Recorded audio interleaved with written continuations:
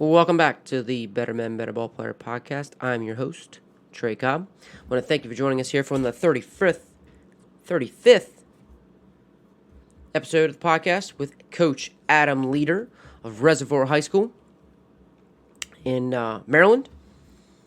Adam's a good friend of mine. We serve on the Maryland State Association of Baseball Coaches together. He is the vice president. Coach Leader, he started the program at Reservoir in 2002. Past 7 years at Reservoir, they've been 128-29. 128-29 the past 7 years. They won 2 county championships, 2 district championships. They've been to 5 regionals. And in 2014, he won the 3A state championship in Maryland. It was a really great year. There was 3 of us on the board that year that actually won a state championship. It was a real special time. But he's a 3-time MSABC, Maryland State Baseball Coach Association District Coach of the Year. He was a 2014 Maryland State Baseball Coach of the Year. And you'll hear why today. The kind of program that he runs. Because he's just one of the best guys that you'll meet. Coach Adam Leader is just a great guy. Talks about his program from top to bottom. He's a planner, organizer, relationship driven, and does a tremendous job with his guys and his community. You hear great things about how he has fundraisers and the amount of money they go through the program, and the amount of people that come back and support them, the amount of people that you'll hear that support him all throughout the year from different coaching positions, because in Maryland there is a ton of rules that you just can't touch your kids. We're only playing 18 games with a 2-day holiday tournament. In Howard County, they only get 2 scrimmage days. And again, this is starting March 1st. And typically you're wrapping up at the end of April. Last play date's like around May 3rd, May 5th. And then you're starting a single elimination tournament that everyone gets into. So needless to say, there's a lot of challenges in Maryland high school, public school baseball. And but Coach Leader shows that he's a problem solver, shows that he takes challenges, accepts them, finds creative ways to stay within the rules, still stretches guys, and still give his guys the best opportunities to succeed. And those guys down at Reservoir, let me tell you, bud, hopefully you guys are listening, that you guys got a great one. You guys got someone who's giving you chances that most other coaches are not doing. Most other coaches are just saying, "Oh, it's not worth it. Our hands are tied. There's no reason to do all these things." But Coach Adam Leader's not like that. And your listeners will hear that. If you get your chance to be with a coach like this that takes advantage of opportunities, that is creative about challenges, and gets excited and passionate about what he's doing, hang on to that guy. Get with that guy. Pay money to go be a part of that guy, because he's going to help you get better in more ways than one. And that's what you're going to hear with Coach Adam Leader from Reservoir High School. Can't say enough good things about him. Just thrilled and happy, appreciative of his friendship, and appreciate his time here to come on the podcast and talk to you guys and talk to us and share the great words of baseball and his words of wisdom. So without further ado, I just want to thank you again. Enjoy this. Share the podcast. But get your notes ready for head coach at Reservoir High School, Adam Leader.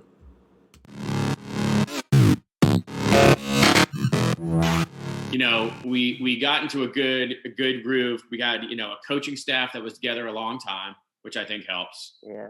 We really, I had my head JV coach was a varsity coach with me for a while.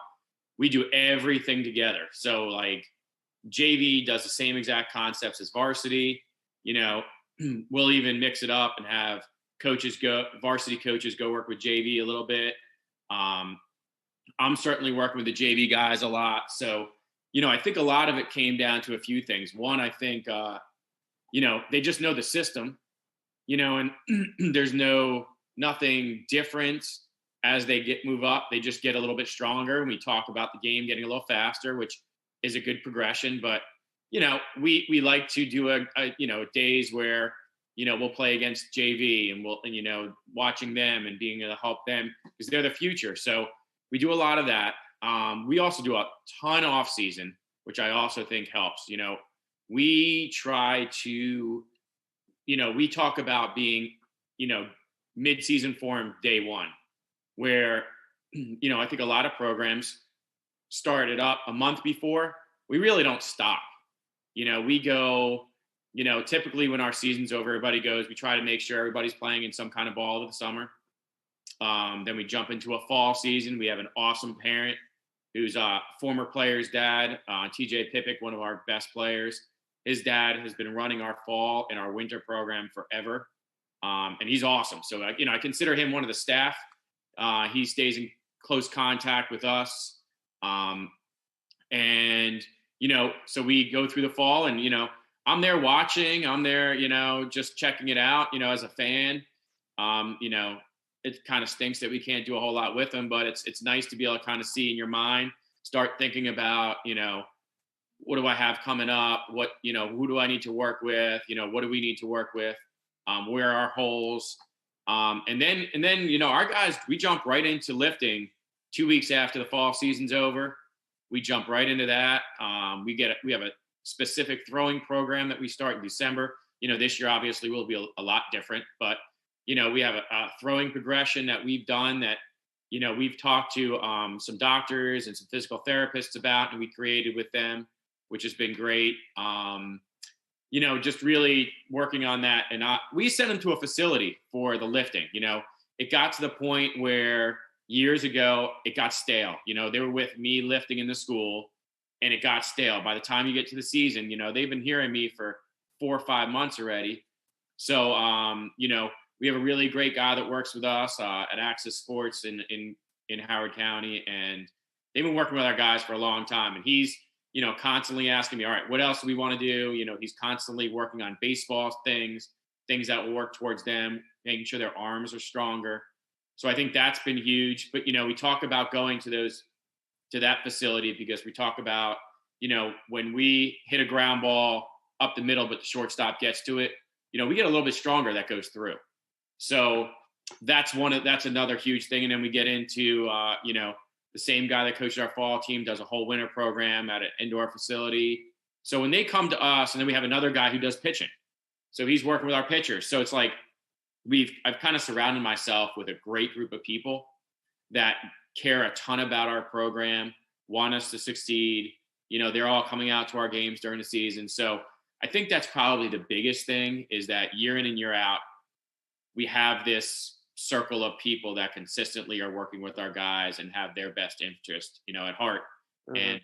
And, they work with me and they treat us great, and we treat them and take care of them. And I think it's just a really good bond that we all have. So I think that's probably the biggest thing, because that's been the consistent thing, Yeah, that sounds phenomenal. You got guys that want to take your program there in the fall and in the winter. And so like with your Access stuff, so you said Access, you go to Access. So like with that, is that something you guys just fundraise for, that to be able to send your whole team there?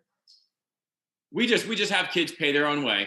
Okay. But you have, until COVID hit, we had, literally 35 to 40 kids going. So it really diminishes the price and makes it a little bit easier to do. And, sure. We have payment plans, and the guys there are totally good with that. And, so that's been nice. It ends up being like $8 a session, which you can't beat. Right. So we go twice a week, and we talk to the kids. The other thing we do is we ask the kids. We usually talk to our seniors.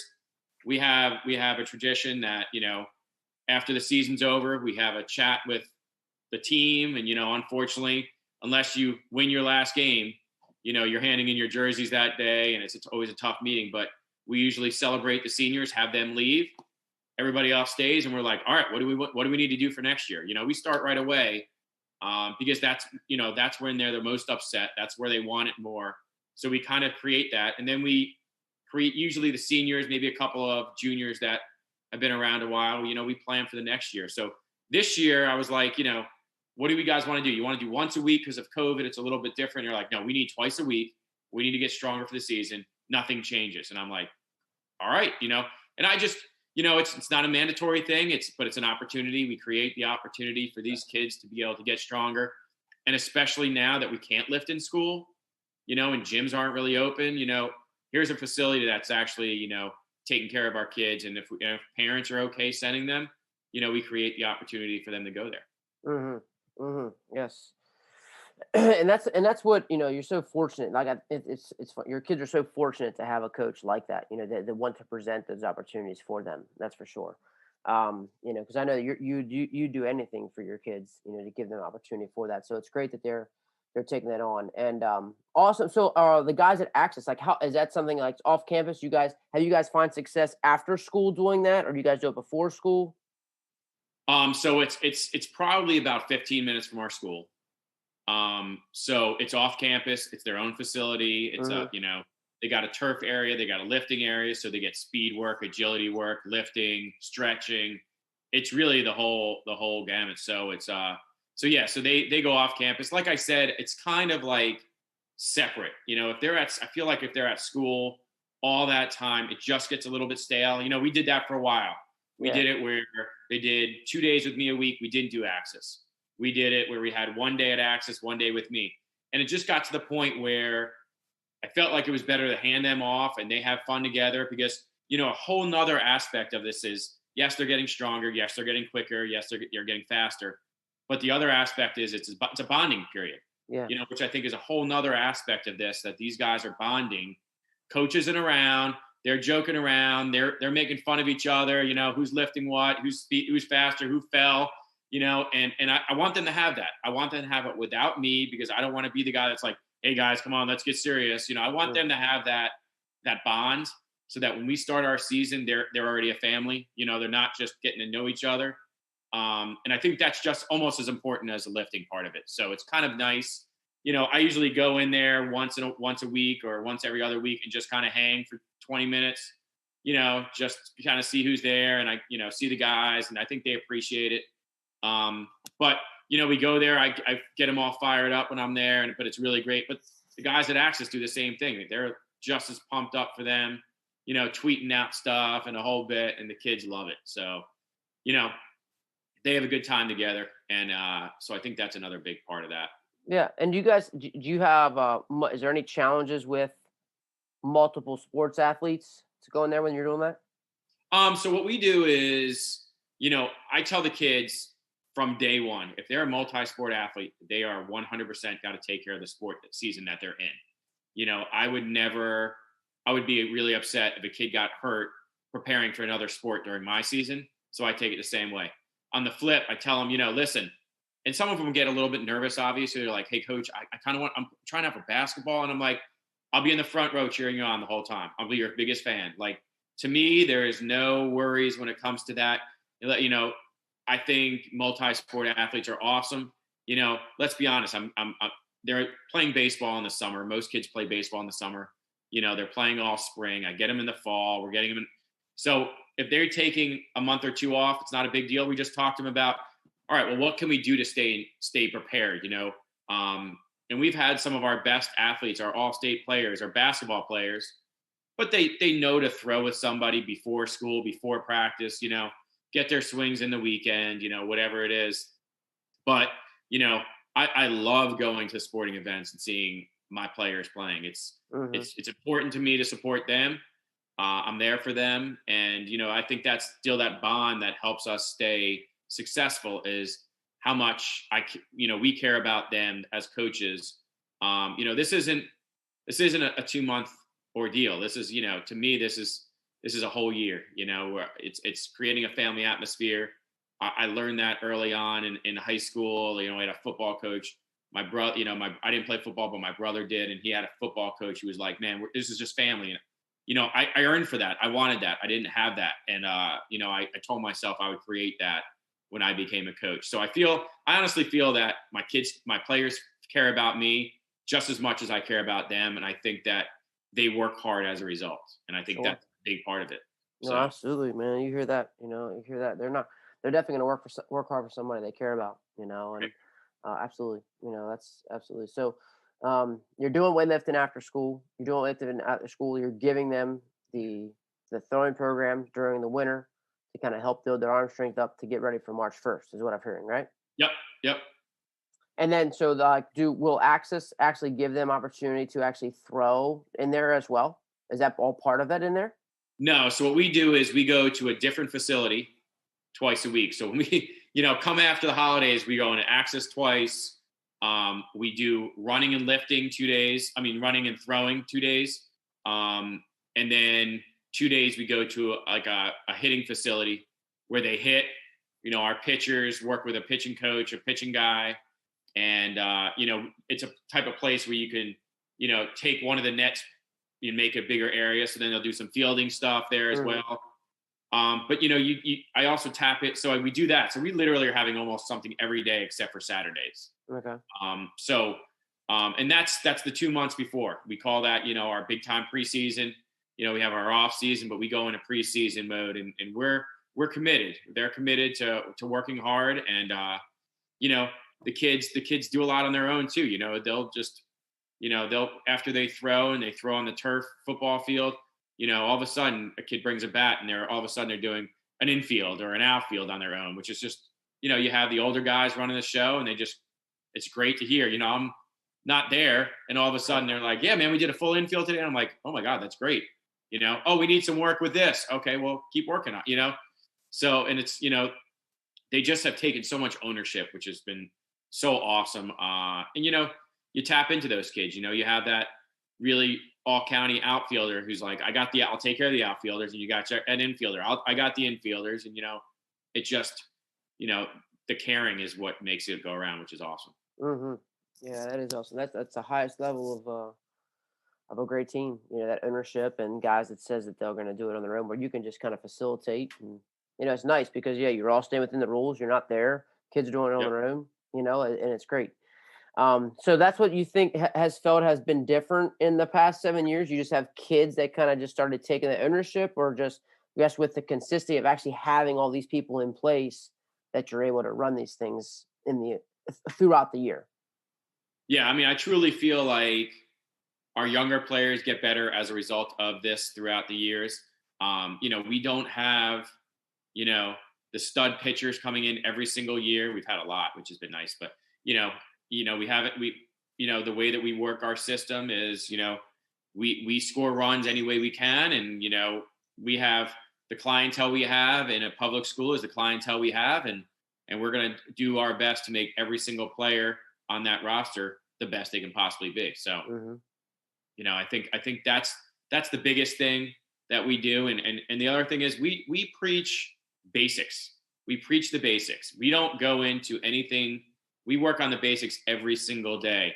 We bunt every day. We work on hitting off a tee every day. We get on our knees and do ground balls back and forth, working on our hands every day.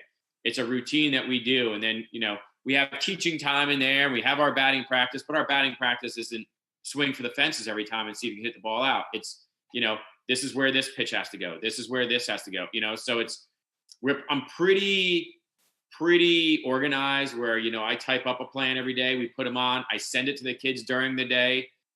So they know exactly what they're doing throughout the day. It's down to the minute. If something's not going well, we stop anyway. We move on. We do it again another day. But we really preach the basics. We're not, the kids bought into the idea. I mean, everybody in the county knows I'm a bunting guy. We bunt a lot, because, in high school, there aren't a whole lot of home runs going on. So we're going to move guys over. And obviously every year it changes depending on your clientele and your players you have. But, we're going to do all the basics correctly. And we're going to hone on that. We're going to know bunt defenses. We're going to know first and third. We're going to know all those things. And we're going to work on them until we got it right. Nothing crazy, but we're going to catch the ground ball. We're going to catch a fly ball. We're going to throw it to the place it needs to be thrown to. And so when you say you work on those things, so what have you found the best way? Is it just mass fungo guys? Are you putting this thing? Are you putting in inner squads? Are you doing these things kind of game speed all the time to be able to get those guys? how do you find to be the best way, the most effective way to kind of be brilliant at the basics? So we always, our practices are always, we start with a learning time. So maybe that's first and thirds or bunt defenses. We start with a learning period. We feel like when they come in, we got to get them fresh to learn something, at that point. But then we go into, we'll do ground balls every day. Some days we're just working on double plays. Some days we're only working on slow rollers. Some days we're working on, infield fly balls, because we know how that could get crazy, in high school. Yeah. So, we do those things. We map it out throughout the week on what we want to do. We don't just go day by day. We try to map it out. And sometimes that our plan changes. But the other thing is we do a lot of game time stuff. Like game-like situations, a ton of them. And it won't be just playing a scrimmage. It will be, okay, everybody's bunting for a sack bunt. Okay, everybody in the lineup's going sack bunt. And we go live pitchers. We use our pitchers. Guys that probably are not our top 5 pitchers. We develop those guys by doing these inter squad practices. We call it Gator Ball. Gator Ball is situational. All right, you got a guy on third base with 1 out. He has to score. We have a guy on second base. If there's a base hit, he has to score. Things like that. We create situations where that's all we run. We just run that situation over and over. We put the scoreboard on. If you don't do it, you lose. The other team gets a point. If you do it, you get. We try to make it fun. We try to make it competitive. Yeah. But we've also learned years ago that we played back-to-back region championships and we didn't win them. One was against Bennett, one was against Decatur, and we just were like, we got to get over the hump here. How are we going to do that? So we created this. We started doing this where we just got into the situations in a game that you just need to be successful in, and we put them in there. And we put them in there with kids who don't always throw a strike. Sometimes they're wild. Sometimes they got a great curveball. Sometimes they throw slow, and we mixed it up. Sometimes the lefty, it's mixing it up so that they're as prepared as they possibly can be in any situation. That's great. That's great, man. That is awesome. So you're looking at specific situations, looking at your last couple guys that you got that typically don't get to throw in games, which instead of just throwing a bullpen to nobody, they're actually going to throw to a live batter in a live situation, maybe get off and field a bunt, maybe get off and, do a cover to the first base and go on the right side. So, that is definitely something that will help them develop even faster. So speaking along the lines, when you said you used to switch teams, JV and varsity are kind of mapped, will you bring in the JVs at that time as well, or is that mostly still just reserved? And I know we're talking about like in-season stuff now, like in-season practice. Right. So with in-season practice and how things are in Maryland, it's March to basically the end of April. That's to get your games in. Are you still bringing in JV during that time, or will JV throw to you like that, or is it always just basically your bottom kind of guys that you need to develop? It really depends. Sometimes, a lot of times we'll bring up specific kids that we feel like throughout the season may be able to help us. We kind of want to give them a look. So that's a good way for us to bring up a kid, get a look, see what they can do, see if they can, change it up with the speed. I think that's the biggest thing between JV and varsity, just the speed of the game. Yeah. Is just so different. So it gives us a good idea. And we'll do that. Like you said, during the season, you may be playing 4 games and get a practice in. So sometimes we just really need that practice. Mm-hmm. Sometimes that Saturday after a 4-game week is just a BP, just get it done. But we do at times bring up the JV. A lot of those times during the season, we'll do like an INO together. And we'll have a lot of kids in the field and it's a lot of swings, but it's the time for our older guys to teach our younger guys. And we talk to our older guys about, make sure you're talking about what they're supposed to do. You're an outfielder. Hey, we got to do that drop step. We're going to go back in the ball. We're going to get behind it. We're going to come through it. We're going to throw. We're going to, hit our cutoff man, in the shoulders, things like that. Who are you throwing to? So what we're trying to do is prepare these guys for the next level. So I'd say we do that more than we do the scrimmage stuff. Okay. But we do scrimmage them. it's usually probably a little bit more. Unfortunately in Howard County, we only get two scrimmage days. Mm-hmm. So, we work our extra scrimmages by scrimmaging JV. Sure. So they get a lot of input and see a lot of things early on. I think it also helps them in the fact that they're just like, if I want to be a varsity player, this is what I got to do. And let's be honest, it gives us varsity coaches an idea who's down there. Mm-hmm. So, you got a kid that's hurt. Okay, I want this kid. We're already meeting and I'm already talking to my JV coach. And I know we only had 2 weeks last year, but I'm like, hey, so what'd you see out of this kid last year?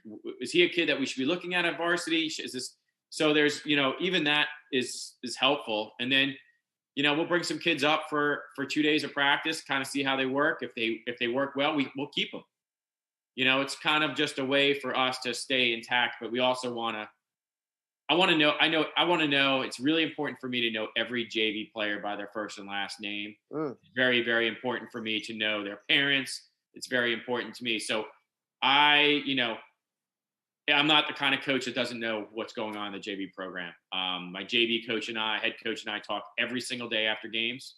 Ride home, it's half an hour. We're talking about what went on in their game and what's happening. And it's important for me to see a kid the next day who had a great game and say, hey man, you heard you killed it yesterday. And I think that, if I had that as a freshman, my varsity coach coming up and saying to that, I think that helps you buy in and it's something that's pretty exciting. So, it makes you work harder.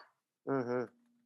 Well, you're praising what you want too. Yeah. Like it's absolutely, it's great. You're being very intentional about it. And that's why I just, in my mind, just thinking like, I know you talk about family, you talk about the, creating that culture that, you wanted people to be together, that brotherhood, and, and I think that's all getting part of that as well. So you're doing those little things. Are there any other kind of things like, like you're very intentional, like you said, about congratulating, going out of your way to congratulate the player. Are there any other things that you're going out of your way, being intentional about to connect to grow the family, grow the brotherhood?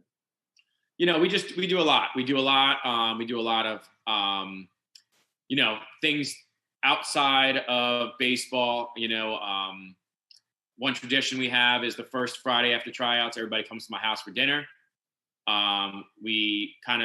Everybody brings stuff, we eat, we chill out, we talk, just a time to talk. And then we have this cool tradition of everybody come to my basement and each person stands up and speaks and says something about being part of this program and what's important to them.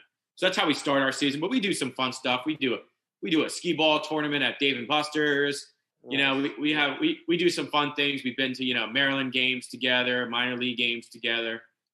It's a little bit more than just baseball, in my opinion. We certainly do fundraisers and we do some community service things together. There's I feel like my position as a coach is also to mentor and make these guys great young men. So, Sure. There's more to it. So if there's, something going on in the local church or something going on in our school, we're gonna step up and help out any way we can, for sure. Yeah, that's awesome, man. So speaking of that, like, I've heard a lot of coaches, talk about maturity and getting kids to, the same way. And I think that's what's best about baseball. I think that's what we, and of course I'm biased, but I think we do a great job of teaching the lessons that will be applicable beyond the game. And so, just thinking about that, and what you're doing, do you find yourself, because, you've got a kid from 14, 15 years old, all the way to 17, 18 years old, teaching those kind of mentality, kind of helping them grow through on the way, like, how much of the mental side of things do you get into with baseball, with your guys? Like, baseball wise or non-baseball wise? It's up to you, man. Like, I mean, it's really up to you, and I guess how you want to say it. Like it could be either. I mean, it. Do you find yourself doing it more off the field, like within who they are as a person, like going to class, or is it a matter of, okay, baseball wise, like this is part of our learning period. We're going to talk about how you get in the box and like what happens when you like throw 3 balls in a row, or you walk a guy, or you hit a guy. Right. Well, we do all of that. So we start off. I mean, we had our virtual baseball practice today. Oh, and yeah. It was all about, but it was all about grades. It was like, listen, I want you to give me the opportunity to call a college coach and tell them that you're going to get a 3.8 GPA guy and a guy that's going to run through the fence for you. So, we talk about, I'm a big grades guy. And, my thing mentality wise with grades are, and I said this exactly to the kids today. I'm like, listen, if you in this, honestly, I feel like in this virtual situation, you have a better opportunity to do well. I think so. At Sure, least you do. our area, we got these extra meets to get help and things like that. And I'm like, listen, if you're not pushing yourself to get A's and B's right now, you're showing me that you're not going to push yourself for me on the field. So, if you're not able to do well in the classroom, why would I expect you to do the same for me on the field? And we talk about that in pretty much a lot of detail, and I, when we're in school, I check their grades weekly, and kids that are having trouble, I put them on one of those little charts and we get that going. But we talk a lot about life, and we talk a lot about, what things outside of baseball, but we also talk about bringing it into baseball, how, a big thing is everybody's got to be early for practice. We start practice at 2:30. We start practice at 2:30. If you're there at 2:31, you go home. It's just simple. And we set that precedence a long time ago. And I haven't had a kid miss a practice in probably 6 years. Yeah, because, I start every practice by sitting our players down, and we talk. We talk about what practice is going to be like. We talk about some administrative stuff. All right, tomorrow we got a game. This is what we're wearing. Because, you got to tell them at the beginning of practice, middle of practice, end of practice for them to finally sink in, Right. But and it's important for me to have every single person there at the beginning of practice so that everybody hears everything. And if a kid has a question, somebody else hears it. But, but then we break it down to life. Like, listen, you can't be late for work. You can't, say, a kid misses it, forgets his belt for a game. He doesn't play in the game. You can't forget your clothes to go to work. You can't forget, your stuff. And we tell the parents, we really want to groom these guys. So, leave them alone when they're on the field. Don't talk to them. Don't come in our dugout. Don't give them candy. Don't give them gum. They're ours for 2 hours, and we're gonna work with them, but we want them to be focused. And we talk a lot about focus. We talk about a plan at the plate, 5 batters before you go up. We talk about how to prepare for that at bat, 5 batters before you go up. Mm-hmm.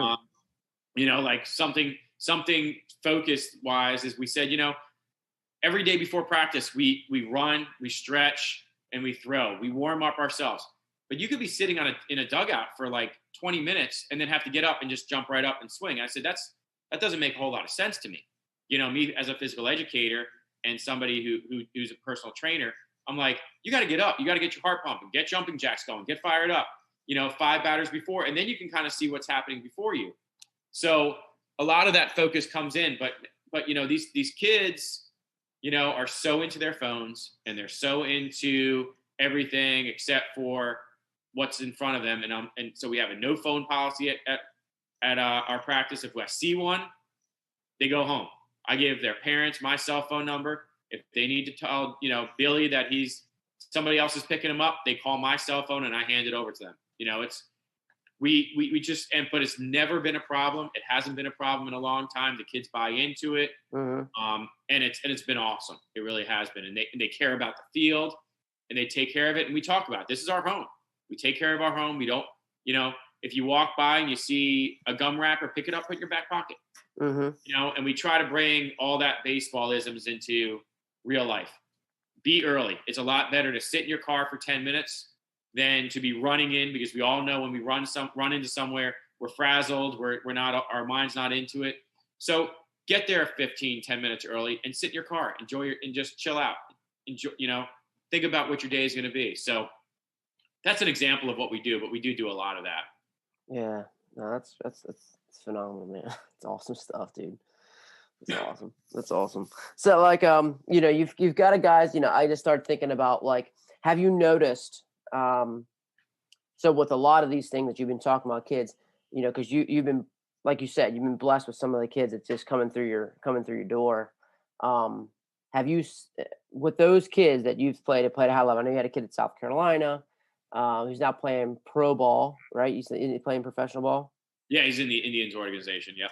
Yep. And then so like with all the guys you've had go through your door that are, in your career, have you seen that they possess a lot of these kind of skills that you're teaching and say, hey, look at, like, is that part of your teaching too? And say like, this guy was just like this. Like, I'm not like this either, or this is maybe what he learned. And when he did this, his career kind of took off. Yeah, I definitely have seen kids grow. I'd like to say a lot of it has to do with me. A lot of it has, obviously they come from great homes, great families, which I think helps as well. But there are definitely some kids that freshman year we were kind of like, I don't know if this kid's going to make the team. And then the kid's an all county player 2 years later, I think I hope, without talking to any of them, that we've instilled a lot of things in them that they use, now the work ethic, the preparation, the mentality. I certainly hope, and I feel like we've had a ton of successes with kids who have done that, and on the flip side, I think we've also seen kids who have excelled in our program and have gone on to play for a college coach who did not care as much, did not work them as much, and they got worse, Hmm. or didn't excel as much as we thought they were going to be. And it's just, different, it's a different mentality, but obviously some college coaches that feel the same way I do and treat them the same way they do. So, I hope without, like I said, without talking to him, that I've instilled some of that in him. My biggest hope is that, you know, the kids that I had 19 years ago, who I still are in contact with, hopefully they have, I tell the kids all the time, you're not always going to remember the wins and losses, but hopefully you'll always say I had the greatest time playing baseball at Reservoir High School. Hmm. I tell my travel team the same thing. It's going to be, things that you learned and the time that you had. Um, you know, my personal high school experience was not great. And I decided a long time ago that I was not going to allow that to happen in my program. Hmm. So I hope so. To answer your long-winded answer to your question. No, that was good. No, like, I mean, I'm just wondering too, like, like, are there examples in your program to say also too, like, this kid got his grades done, or like, we have, like, for me, like, there was also examples of saying, hey, this kid didn't have the options where he could go play here because he didn't have the grades. Right. I also had some of that. Oh yeah, we've definitely had that. We've definitely had kids who probably would not have even played for us if we didn't push them and stay on top of them for their grades, and then they kind of left. You know how it is. You go to college and you're on your own, and it just doesn't work for that person. Definitely, that definitely happens. Um, and that it is what it is. But Mm, I can, hopefully the time that they've had with us at Reservoir, with our coaches, and my coaches are all very similar to. We all have the same beliefs. We all have the same work ethic. We met 2 nights ago for an hour and a half just to talk, start planning some stuff, thinking about stuff, and we do that like, we're pretty tight. Our families are tight. We go out to dinner together, and it's just, to me, and I had a couple coaches before that. One of my assistant coaches is now my athletic director, hmm. which is good and bad. But Yeah, but he's awesome. He comes in our dugout during our games because he wants to keep coaching. And he yeah, can't coach. But I've just been. I can't say enough how blessed I've been with the coaches I've had. yeah. All have been awesome guys, and you know they buy into it right away, just like the players do. So it's definitely a tribute to them. I've had former players coaching with me. I got one right now coaching with me. So it's cool, and I think maybe that's a little bit of a testament of the program that they want to come back and still get some of it. Absolutely, absolutely, it is, man. Absolutely. I mean, before we get going here, I know we got a couple more minutes here. I want to dive into some of your camps. I mean, I know your camps are a big deal for you, and a big deal for your community. You do a great service to the people in that area for all the camps that you do. So I definitely want to just touch base about that. I think there's some value in that of people that looking for a good camp for one or two, like just what it's done for your program. How you've been able to get it off the ground running. It's kind of like another machine that you just got running now on its own. You've been doing that what since? '03, right? Yep. Since like Yep. 17 years now. So, Yeah. you know, so let's just talk space about your camps. You know, how to get started. Like, how's this thing running now? Like, do you have good people in place to do this? You know, just think about how much this kind of meant to your program and stuff like that. Yeah. So I mean, I got a deep passion for the game of baseball. I'm a very competitive person, but I want to spread the game of baseball to as many people as I possibly can in my lifetime. So when I started the camp, 17 years ago, as you said, or whatever, however, 2003, whatever it was. It started off as Gators baseball camp, at Reservoir by our Yeah. boosters. And I think there was a stigma with that you had to be a Reservoir baseball player, a future Reservoir baseball player to come in. And I really just wanted to tap into anybody that wanted to learn baseball. I'm a teacher. I'm very passionate about teaching kids. Before I taught at Reservoir, I was an elementary school third grade teacher. So for 7 years, 5 years. So yes, see, not many people know that, but Yeah, that's awesome. so I did that for many years, and I missed that, and I just love teaching kids. I love the high school age, but I miss the elementary school and up age, and I just something that I was seeing was kids were just not understanding and learning the basics. They were coming to me at camp with some horrible mechanics, and we wanted to fix those. So at first we were doing a 3-hour camp. We changed it to the ability to be able to stay there for 7 hours. Mm. So it's a full day camp, which has been awesome because it's a morning session and an afternoon session, but I would say probably 70% of the kids stay for the entire day. Some get a little tired, so the younger ones probably go home. Okay. But we break it down. We break down to the morning session is always we call it everything baseball, where we hit literally all aspects of baseball. But day one is like, this is how you set up, when a pitch is being, this is the setup position. This is how you feel. This is how Run to this is first. this is how you catch a ground ball. This is how you run to first. This is what, you swing, and this is what you do as you step out of the box. We break it down day one, and just like any great teacher would do, day two, we add another level, but we review day one, and then we move on to the new concepts of day two. Day three, we review day one, day two, and, we tell the kids, we just want to start seeing some of these things in a game, and we celebrate those things. We play a game every day. At the end of it, we break it down in the mornings to hit it, offense and defense. We tell the kids, like I do with my baseball team, I run my camp just like I run my baseball team. I have a list of what we're doing that day. I go over the list with them in the morning when they arrive. We have a great time. And then the afternoon sessions change throughout the week. So we do 3 weeks. 1 week is just pitching and catching. 1 week is just all offense. So they get a lot more swings and stuff like that.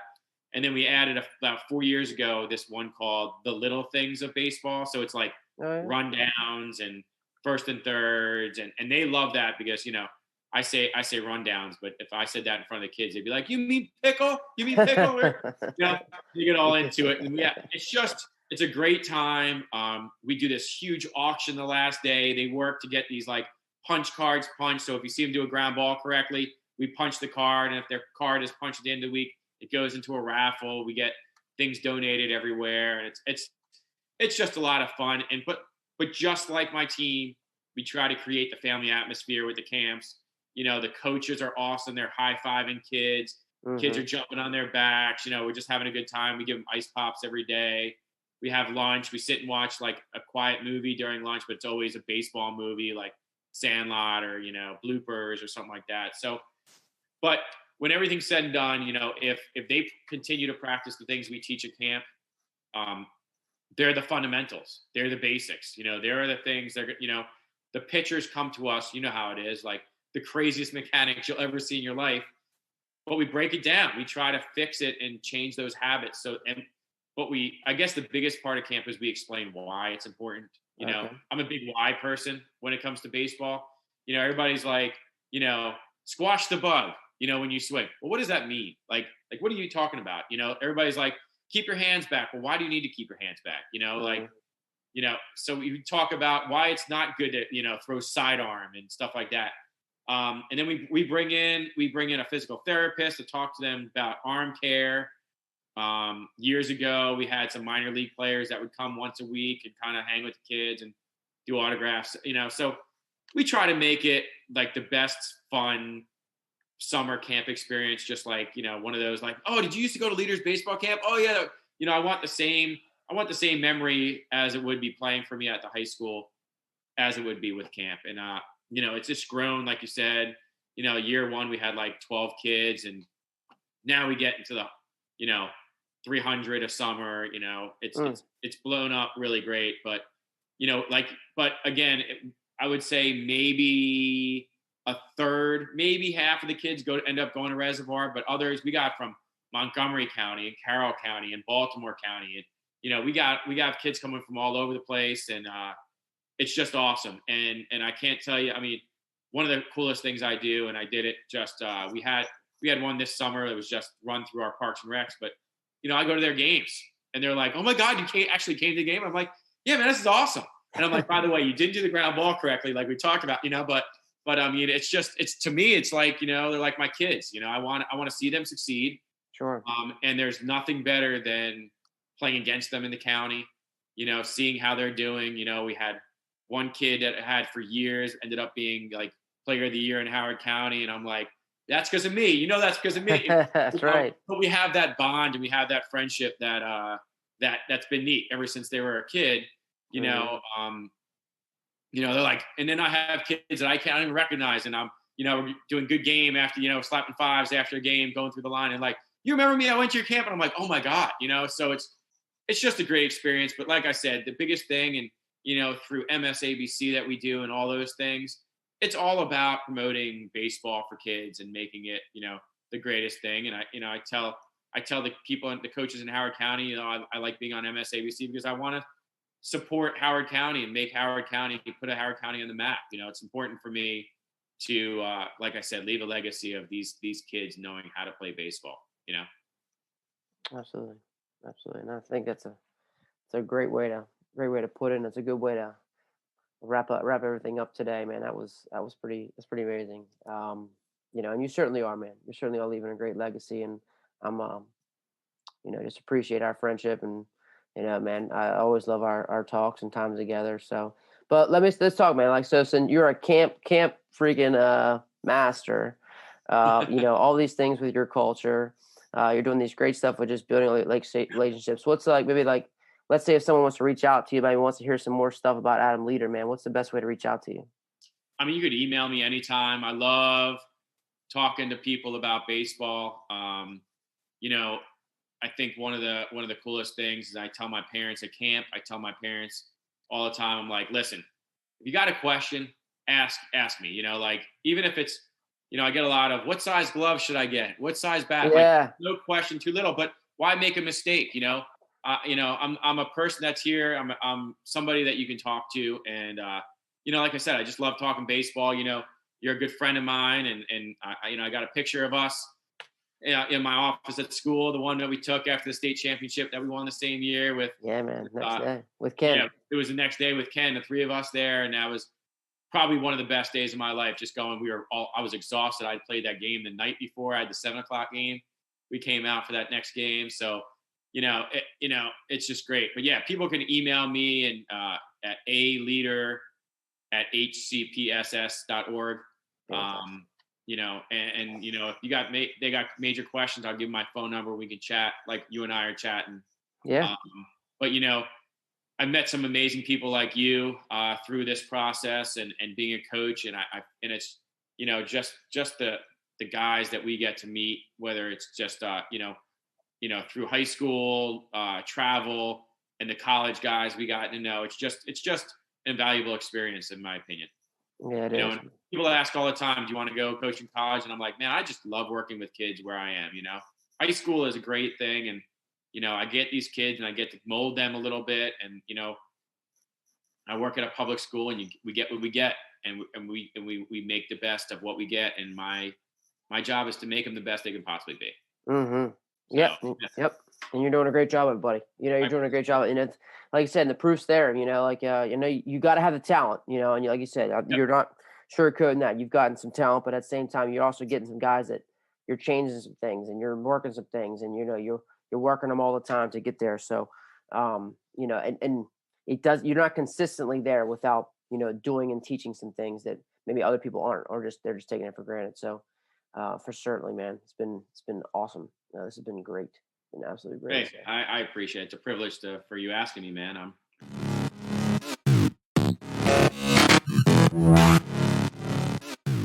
Coach Adam Leader, Reservoir High School, Howard County, Maryland.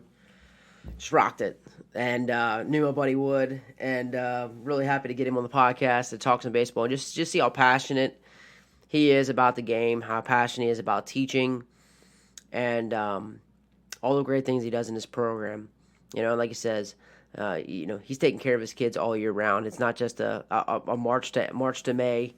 He's not just collecting his paycheck from March to May for one season. You get in a Reservoir program, he's going to take care of you. He's going to know you, and I'm going to be providing some valuable opportunities in his program, such as being able to have his programs, programming, I should say, during the off season. He's a great trainer, so he knows what he needs to do with the body and getting your body to perform the best ways possible.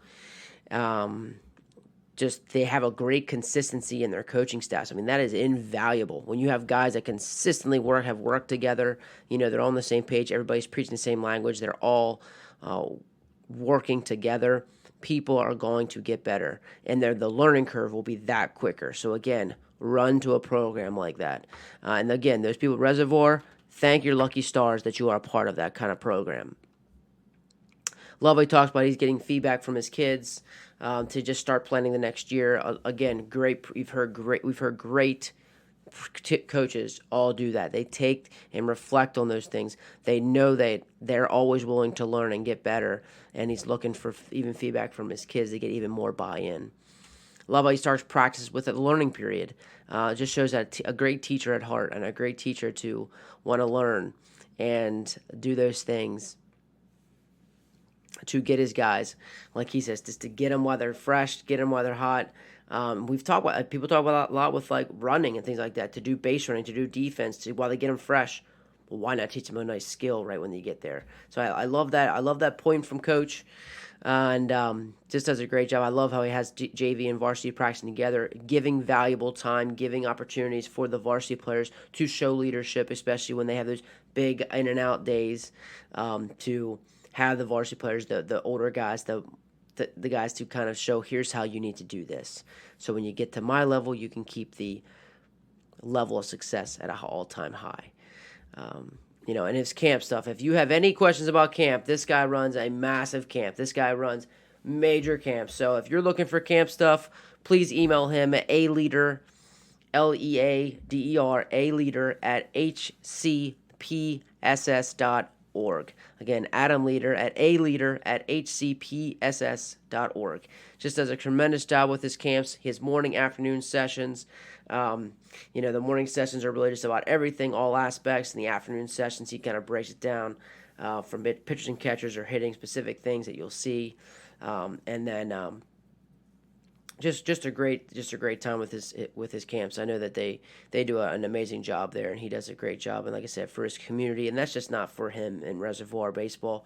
Of course, does it help him out? Yes, but at the same time, it's helping the community out.